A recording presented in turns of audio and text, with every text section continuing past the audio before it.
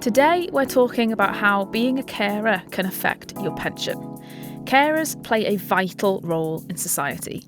They hold families together, enabling those they care for to get the most out of life, and by doing so, they make an enormous and sometimes hidden contribution to society by saving the economy billions of pounds. That's right, and many are stretched to the limit, juggling caring responsibilities with work and family life, with some struggling to make ends meet and sometimes battling poor health themselves.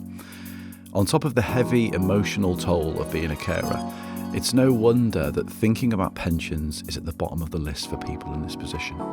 So to help us understand how being a carer can affect your pension and the support that's available, we're joined by Scilla Christmas, co-chair of the Civil Service Carers Network. Scilla, it's wonderful to have you back with us for your third appearance on the podcast. Thank you for having me. Scilla, for those who aren't familiar with you, can you start by telling us a little bit about yourself and your role? Yes, of course. So I wear a few hats. I'm a policy advisor in the pensions team, a carer, and I'm also co-chair of the Civil Service Carers Network. We're a network of 57 carers networks, and we work across the civil service, support unpaid carers in the best way possible. Thanks, Scilla. So let's start with the basics. What do we mean by a carer? The simplest way is to say a carer is anyone who looks after or gives any help to or supports anyone because they have a long-term physical or mental health condition or illness or problems related to old age. So it's quite a catch-all. Now, that does include parents of children with disabilities too. Okay. So that might mean you might need to help somebody wash, dress and eat. You might need to take them to regular appointments. You might need to manage their finances or do their shopping or keep them company. So most people don't see themselves as carers. And actually, Carers UK surveys have shown that about 50% of people take at least a year after they start caring to recognise that. And in fact, I think it's 36% take 3 years. We actually have 20% of our civil servants declare themselves as carers in our people survey, according to the updates to the carer strategy that were published in 22 and 23. So that's over 60,000 people across the civil service, most likely members of our pension schemes, that are providing unpaid care during any of those years. So that's a huge number of our civil servants. And I think what we're really keen to do as a network is to make sure carers identify themselves as a carer, because much as I hate sticking labels on people, it does make sure you can then reach out and get help, whether that's from the employer and the network supporting the employers to provide that support, or to reach out to your GP or your local authority, etc. And within the civil service, we want to keep carers on board because they've got some wonderful skills that really support the work of the civil service. So I was delighted you invited me because I think pensions is so fundamental. Absolutely. That stat that you just referenced, just to go back to it for a minute, blew my mind about a lot of carers don't realise that they are being carers for somebody until they've been doing it for a year or possibly even 3 years. Is that right? That's incredible. Yes, I've also read somewhere, and I unfortunately can't quote the source, that actually parents take longer than those caring for others. I think it's because people tend to care for those loved one, those that they love, so they just see it as part of an extension of what they're doing for their family or their neighbour or their friend. Yeah. And then it just tends, you start small often and builds, or you step in an emergency. Yeah. So you don't think about that. But then it starts dragging you down, and that's perhaps when you need the help. So that's why we're trying to lift people and ask them to engage. Yeah, absolutely. Well, when you first come across people who kind of identified themselves as being a carer, how do they say that they came to that conclusion and that realisation? I've heard all sorts of stories. There's a lady I work with in Cabinet Office who had been caring from quite a young age for her grandparents who both have dementia. And she said the first line manager was actually the one who said, have you thought actually you're a carer? So it can be line managers at work, it can be friends, it can be colleagues, or it can even be, people have rocked up at network events and then gone, oh yes, actually I am a carer. They've come for a different reason, but then they've connected to the story. The point you make there about a line manager, I suppose on the face of it, when you think about someone identifying as a carer, you think that it's their responsibility to identify that they're a carer, and then they get access to all of this great support.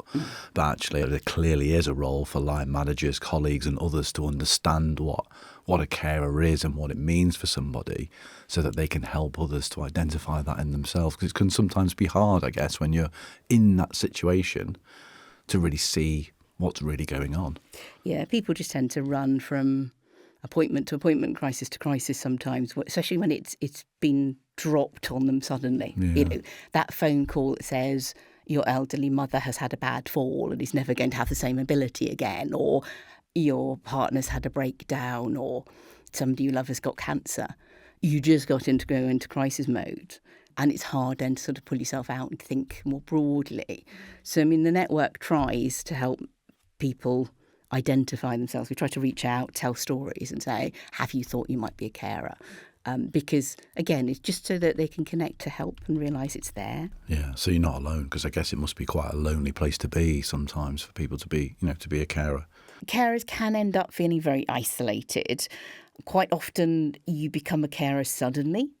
A terminal diagnosis for a family member, perhaps cancer, a fall for your mother or father, that then means that, they can't look after themselves.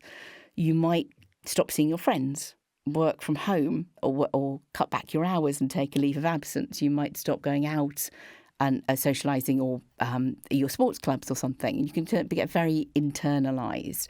And that you've got no one to talk to about your caring responsibilities, and it just adds to the pressure.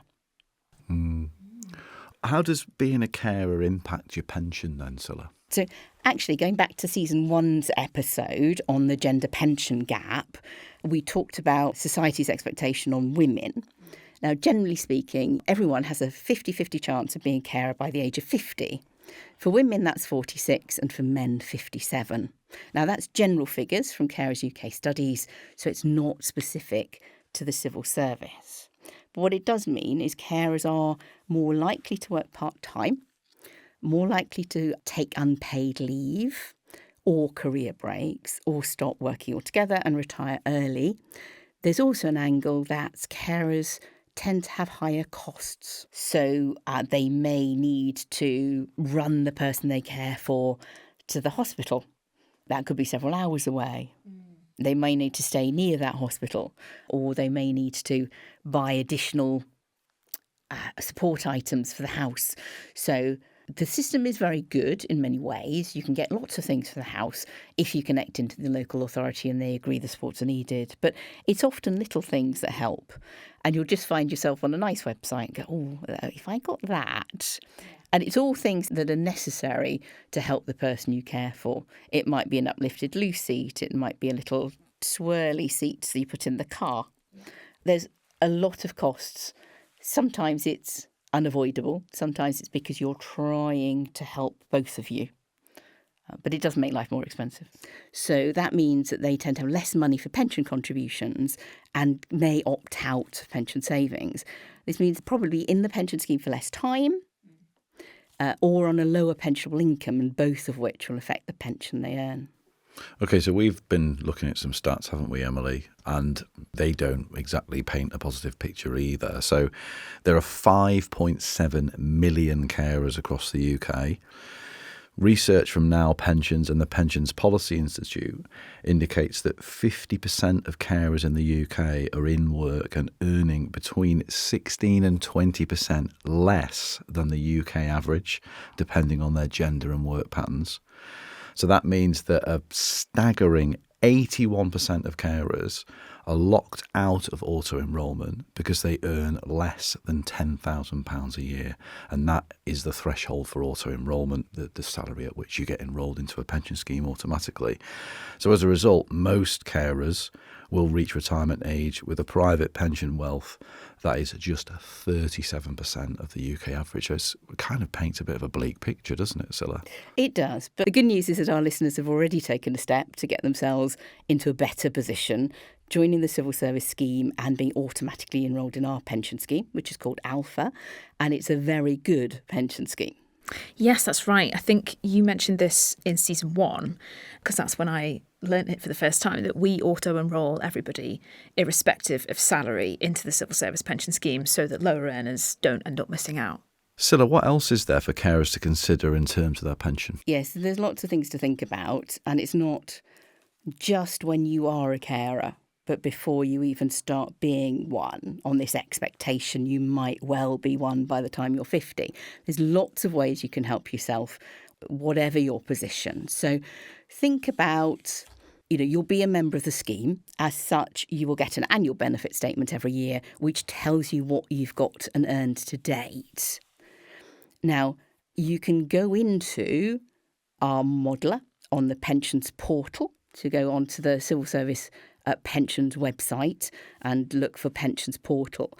And you can put your annual benefit statement information into that modeler, and you can play around with the little slidey things to say how long you think you're going to be there, where you're going to retire, what your salary might be. And that will give you a projection as to what to expect at your chosen retirement date. Now, if you think that's enough, brilliant. If not, or you think, actually, what might happen if I take a career break or retire earlier, and you see there's a bit of a gap, then you can have a look at what to do about it. So there's information on the website if you think you might change your working pattern. Say you might go part-time to support your caring. So have a look at how that will impact on the pension calculations, and then see if actually that projection is going to be sufficient. There's lots of ways of changing working hours, so I'm not going to cover it here, but if you go onto the website at civilservicepensionscheme.org.uk/working-patterns, there's lots of information there. The same will apply for career breaks. It takes you out of your pension, so you'll lose that period, even if when you come back, you pick up where you left off. So think about, actually, if I have a career break, what is that going to take out of my pension? Or if I've had a career break. Now, if you're not on track, you can look at ways of boosting your pension. So either in advance of taking that career break, is when you're relatively young, you're thinking about what might happen in life, make the most of the pension you've got now, if you can, or when you get back, because, it's never too late to top up. And actually, that is the title of our podcast, where you can get more information. I just want to go back to one thing you just said there, Scilla. So obviously, this kind of being on track and being on target is predicated on knowing what you think is going to be enough when it comes to retirement. How does someone know what is enough? Yeah, it's interesting. You need to think about what you want from your retirement. Are you the kind of person that wants to travel a lot? And do think about the whole of your retirement, because clearly we often think about when we're younger and can enjoy our pastimes and travel, but then you tend to slow down a little bit. You may not need support, but you're not spending as much because you're not getting out and about. And then you potentially go into a phase where you need help. So there's many stages to retirement. How much you need might depend on your family income, your savings, etc. But there's a set of standards from the Pension and Lifetime Savings Association that outlines what they think at this current time you need in income terms, whether you're single or a couple, inside London or outside London, for a basic, a medium, I think it's called, and a comfortable retirement. So that gives you a sort of a rough target of the income level in retirement you're aiming for. We'll have to try and put a link to that in the description, because I think, again, for a lot of people, trying to think what they might need when they retire must be quite a difficult thing. So it's hard to imagine not working, never mind how much you might need, to be earning or to be bringing in, I suppose, during that period. So I think that'd be a useful resource. Yeah, absolutely. It sounds like a lot of this echoes what we talked about back in season 1, which I know you've mentioned already, Scilla. What about your state pension? How does being a carer affect that? Okay, so to receive a full state pension when you retire, you need to have 35 full years of national insurance contributions. That's for somebody starting now. There's some quirks for some people who started pre-reform in 2016.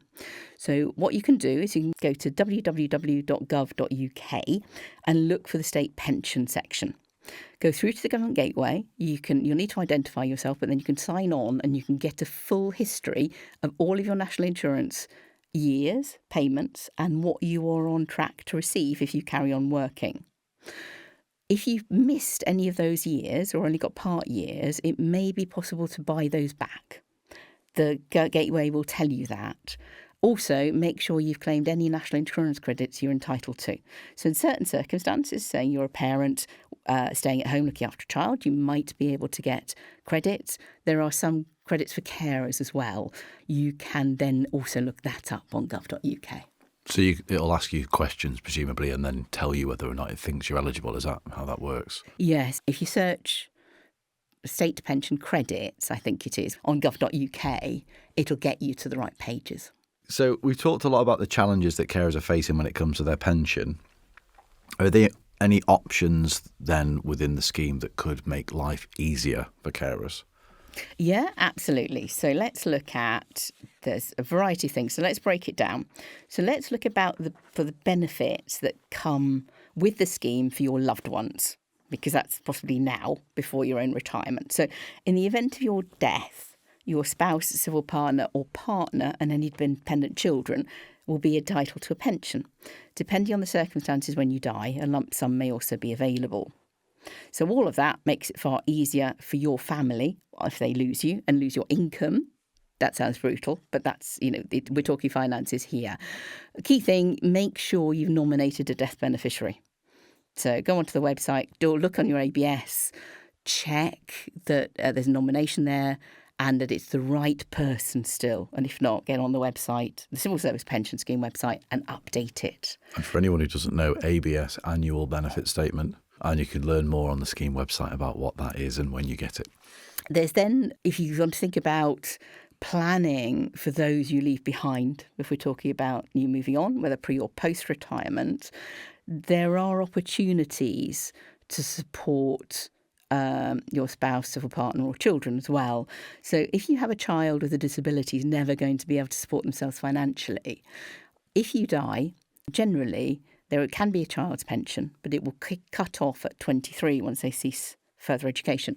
But if your scheme medical advisor agrees it and agrees that the individual will never be able to work, we can carry on that payment for their lifetime.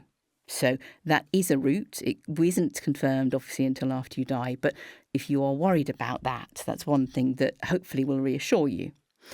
There's also an opportunity to allocate pension to the person you care for. That's done at retirement. And it does mean your income at retirement is reduced, but then the person you allocate it to will get more once you pass away. So to do this, you've got to be eligible. You give up part of your pension, as we said. You can only do this when you fully retire, not at partial retirement. And you must make your allocation decision before we start to pay your pension.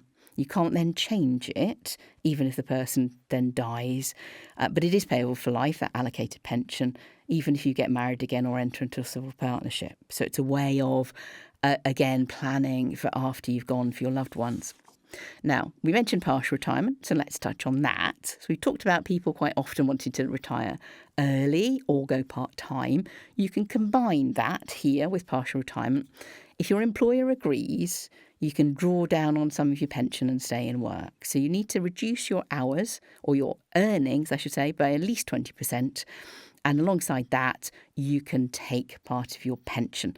Depends on which pension scheme. We've got some older pension schemes that have specific criteria, but there's more on that on the scheme's website. Now, if you want to go to full retirement, early retirement, it depends on your age and your scheme and when you joined as to when you can go. So if you were in service before 1st of April 2006, then generally speaking, your minimum pension age is 50.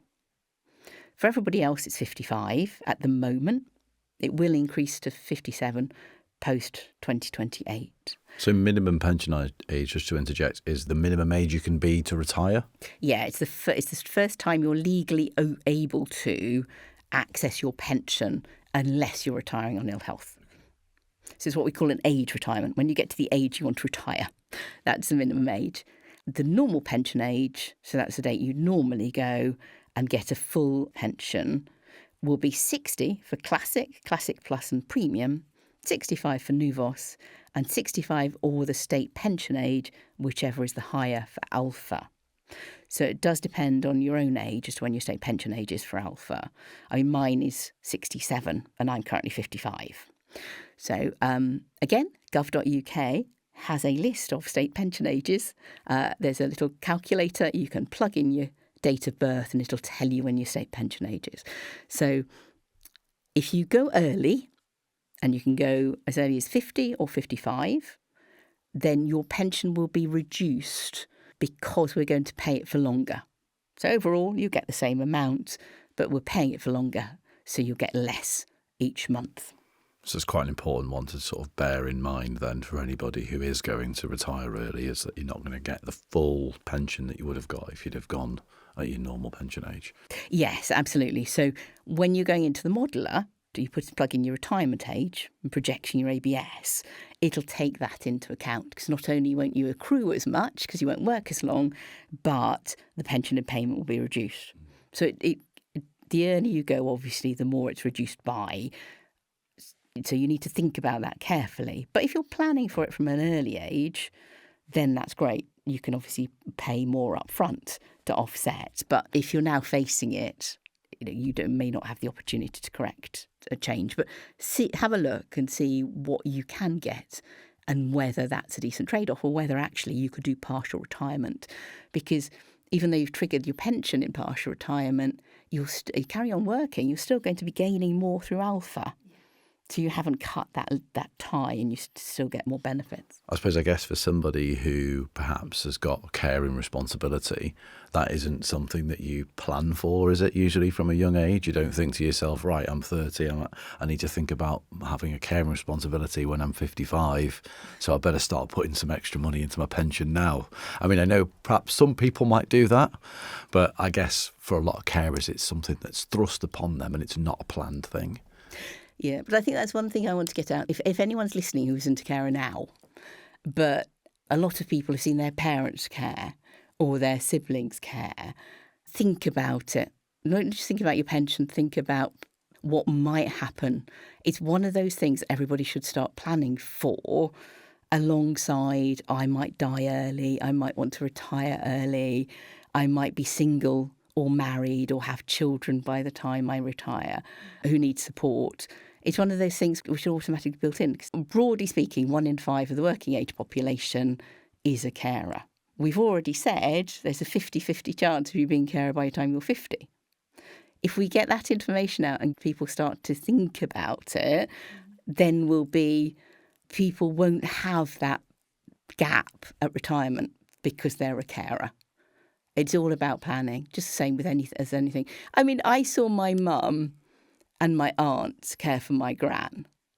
So I always knew it was a possibility that as you get older, we've extended life without extending the quality of life. So we've created a situation where a lot of people have 10 years of ill health before they die and need support.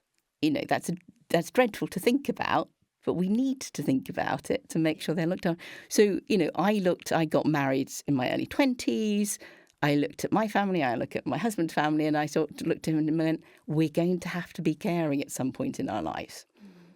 Unless we're very unlucky and we lose our families early, we need to think about that. We need to plan for it. Let's talk about what we are willing to do as family members to care. What's our approach? Would we be willing to have them lived with us? How are we going to finance it? Because, our family isn't necessarily well off. They don't have resources themselves. So, we need to help there. So let's start planning for it. And we did. And I started saving into paying off my mortgage and saving into my pension as early as I could, so that I could be ready for it. Yeah. I mean, that feels like quite unique. I can imagine a lot of people would feel uncomfortable having those kind of conversations and feel maybe that wouldn't even come into their mind as something that they need to kind of plan for and think about. I mean, don't you think, Emily? Yeah, it's interesting because it makes me think about my nan, my mum's mum, and what my mum did to support her in the last 10 years of her life. My nan was in a home for the last decade of her life with dementia and with arthritis. She really kind of held on for a long time. And that's what we mean when we say that we have an ageing population, right? But my mum luckily has been a nurse for most of her life. And she actually took a step to not quite partially retire, because it was a little bit early for that when this was happening, but she went part-time. So she reduced her hours because she knew that once my nan went into a home, she actually ended up much closer to us. She used to live, I think, half an hour to 45 minutes away, and then suddenly she was around the corner from us. So I think my mum, being one of three, knew that some of that responsibility would fall to her to kind of check up on her and see her regularly and bring her around to our house. So I guess I have one eye on watching my mum do that later in life. And I think I kind of anticipate something like that happening, that where I will need to step into that role. I can see how you can watch your parents do it or watch your siblings do it and think, is that something that I'm going to have to kind of pick up later in life? Yeah.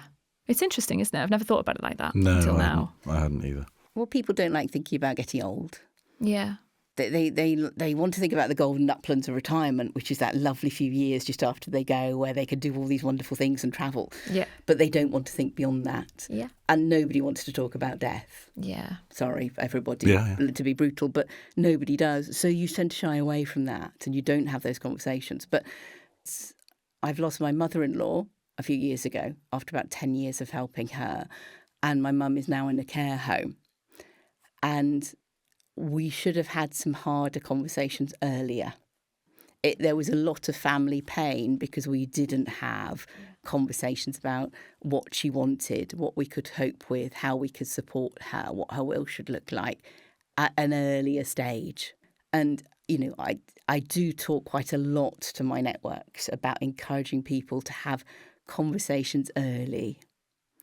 Even before, you know, whether at the start point of care or as soon as you can think about it, to talk about how they want to be treated when they can't look after themselves. Yeah. You know, do they want to be resuscitated if there's a situation in a hospital? Do you want a living will? All of those things, bring it out. It might be awkward, it might be uncomfortable, it might be difficult, but it will save everybody a lot of pain later.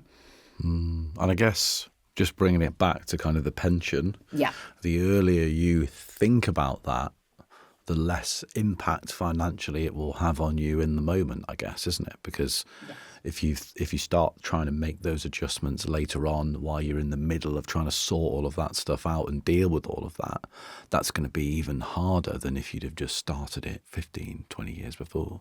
Yeah, absolutely. And it doesn't have to be huge amounts. Maybe it's just thinking about it. Check the data on your annual benefit statement, make sure it's right. Think, if I have got a little bit of extra money, do I treat myself to X or do I put it away? You can start additional savings through pension for a relatively quite small amount. Just that awareness and thinking about what you can do to make the most of your pension scheme while you're with the civil service, because it's a very good scheme and there aren't that many employers that give you such a good pension nowadays. Absolutely. It's worth saying as well, before we move on, that we have a mini-sode all around bereavements and what happens to your pension in the event that you pass away either before or after retirement. There's loads of information on that episode, so look out for that one. So one thing, you know, I've been talking a lot about increasing your pension contributions. Now, clearly, if you're in the middle of caring crisis, your costs are up, you've had to reduce your hours, you might not be able to afford the contributions you're paying now, let alone extra. Absolutely get that. There is an opportunity to step down your contributions. You can join partnership. Partnership is a different type of pension. It's a defined contribution scheme. Your employer will pay into it. The money will be invested. And then when you come to retire, you'll get a pot of money. And that you can do with that as you choose under whatever rules the government applies at that time. And you can take that out. That's different from Alpha, which provides a guaranteed income for life from retirement, but it's free money. You don't have to contribute, so you're still getting a pension. So at least that time you step down, you're getting something out of it. And you can come back into Alpha. It's not a one and done deal. You just need to stay out for 12 months and then you can come back in after 12 months. So that might give you a bit of breathing space without putting a hold on that planning. Yeah. Yeah. So the employer pays in. You don't need to. So although it's not the same type of pension as Alpha, you still get something. It's free money. Okay, so just on partnership then, you say it's invested. So do people have a choice as to how and where that money is invested? Yes, so the scheme is with Legal & General currently, and there's an allocated default fund. So generally you will go into the default fund unless you specify otherwise. There's a range of funds you can choose from across stocks and shares, bonds, cash. Great. Well, there's a lot of information to think about there. As always, Scilla, you're just a font of all knowledge on this topic. What about outside of the civil service pension scheme? Are there any other benefits that carers should be aware of? Yes, well, don't forget you may have other workplace pension schemes, because actually auto-enrolment came in 2012. So you may have other pensions from past employers. If you have lost track, do try and find out where they are. You might be able to contact your employer, or there is a pension tracing service, and there's useful guidance on that on the Money Helper website. There's also a number of benefits that are available that our listeners might be able to apply for. The eligibility does vary. So the government's website provides information on state benefits, such as carers allowance, and we've talked about that being www.gov.uk. You can also find useful information on your local authority website, and for those in Wales, Scotland or Northern Ireland, on the websites for the devolved administrations. Okay, so it's good to know that there's support available for those who need it. So let's just change perspective on this just for a moment.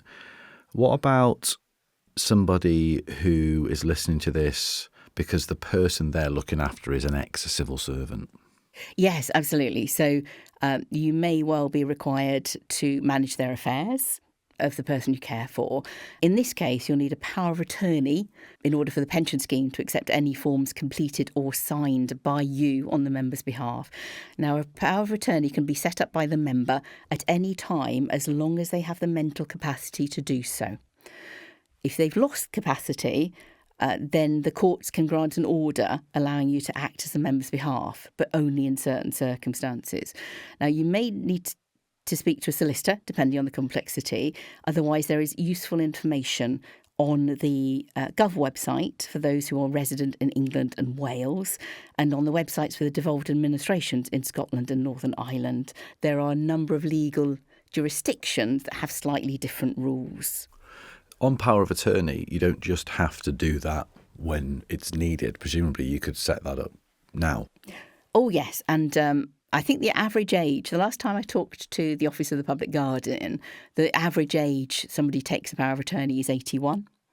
But they'd actually like, ideally, people to put them in when they first get married, when they get to be an adult, because a lot of people don't realise how limited your parents or your spouse or civil partner or your partner's rights are if something happens to you. It could be you've had a car accident and you're temporarily in hospital.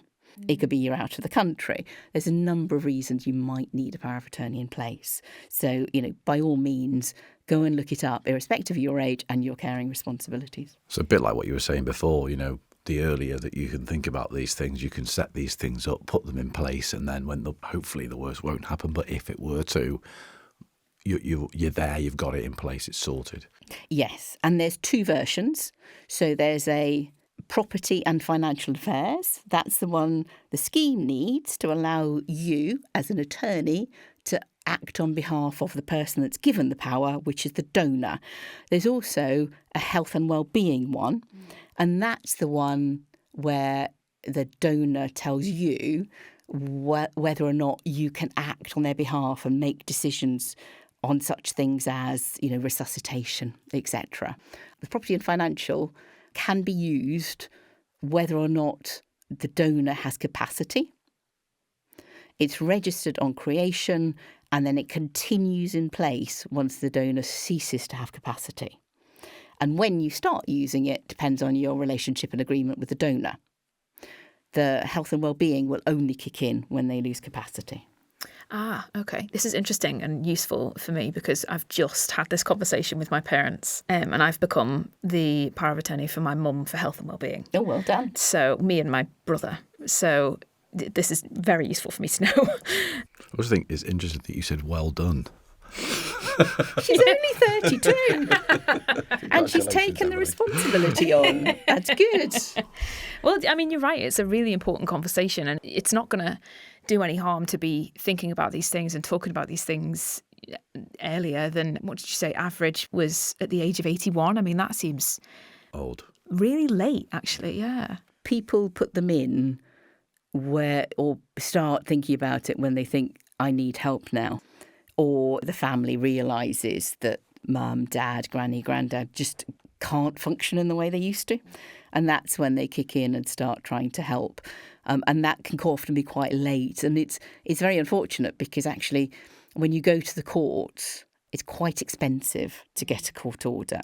And you don't have the same degree or powers to help as you do with the power of attorney. So the power of attorney is definitely the better option on that. Now, if the attorney is worried about what they might run away and do with it, well, they shouldn't give it to you, frankly. But you can have restrictions in it to limit what you do. You can have two attorneys, so you can have both of you act together, or you can act separately. You can have replacement ones as well.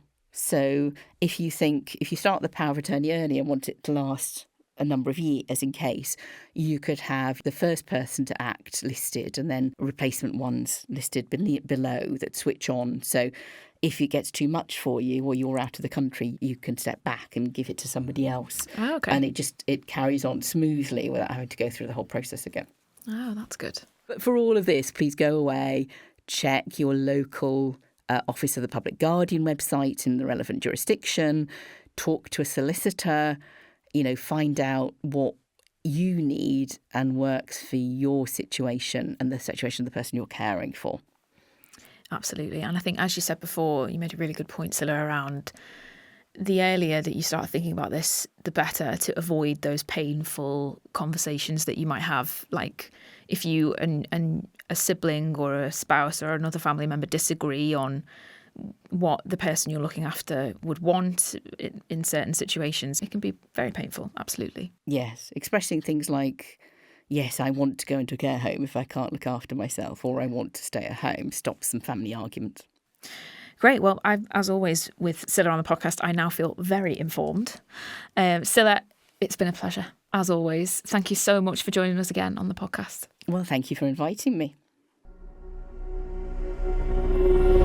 To find out more about anything we talked about today, or to tell us what you'd like to cover in a future episode, head to civilservicepensionscheme.org.uk/podcast. You can also find links to information, transcripts and accessible versions of this podcast in the episode description.